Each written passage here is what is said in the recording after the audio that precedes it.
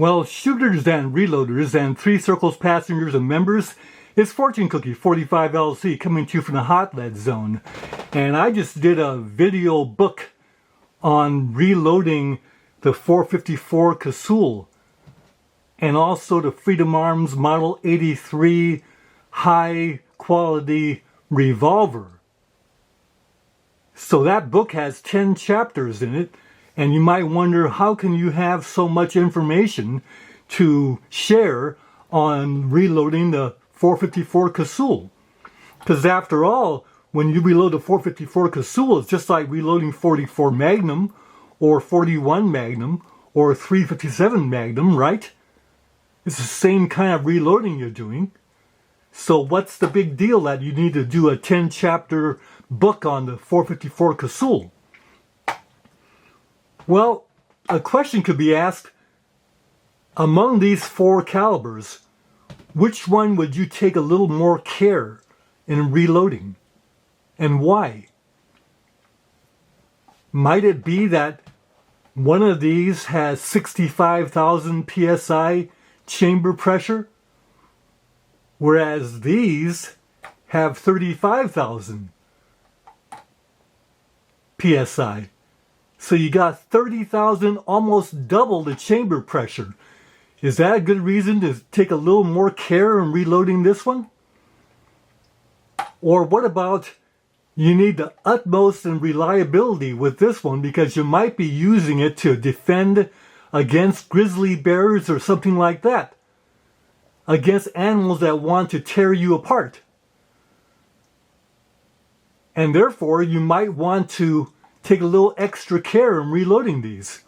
Because if you're not careful with the crimps on these and the bullets back out and jam your revolver, chances are you're not going to be a real problem with it. But if that happens out in the field with a grizzly bear, then you got problems, right? So maybe you want to do a little more care in reloading this one. Or the argument can be made that if you're going to reload the best practices for this one, then those same practices should be used for all these others. Nothing wrong with that argument.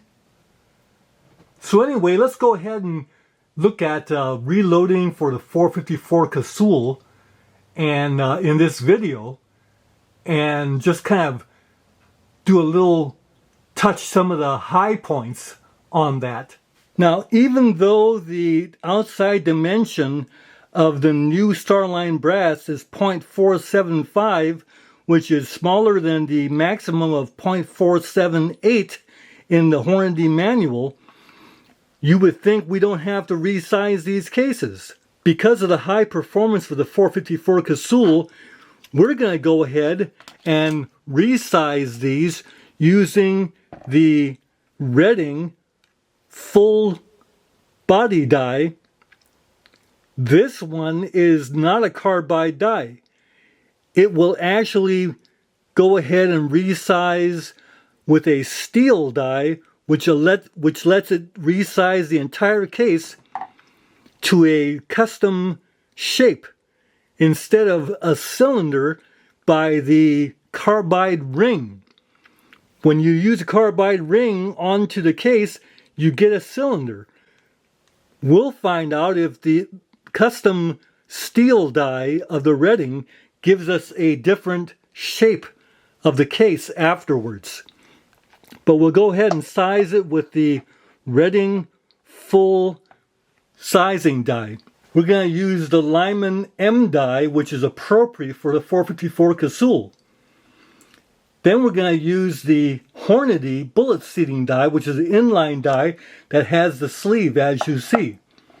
Then to crimp, we're going to use the Dillon roll crimping die, and we'll explain why we use these dies at the appropriate time. And here you see that fine Hornady 240 grain XTP mag bullet, which has a thicker jacket to handle the higher velocity of the 454 Casull. Here's the load data for the 240 XTP mag bullet, and you'll notice that accurate number 9 gives you the best kind of the highest velocities possible with the powder, and the maximum load is 32.6 grains.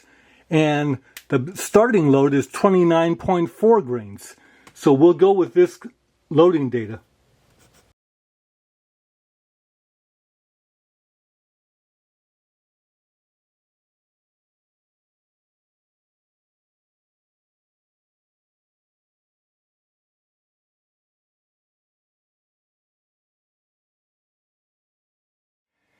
And to test the function in our Freedom Arms revolver, so by the way, the Freedom Arms revolver is not a transfer bar.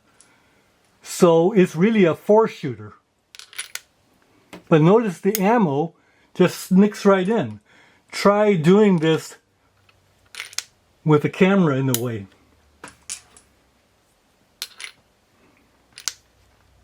Everything is harder with the camera in the way. So you see,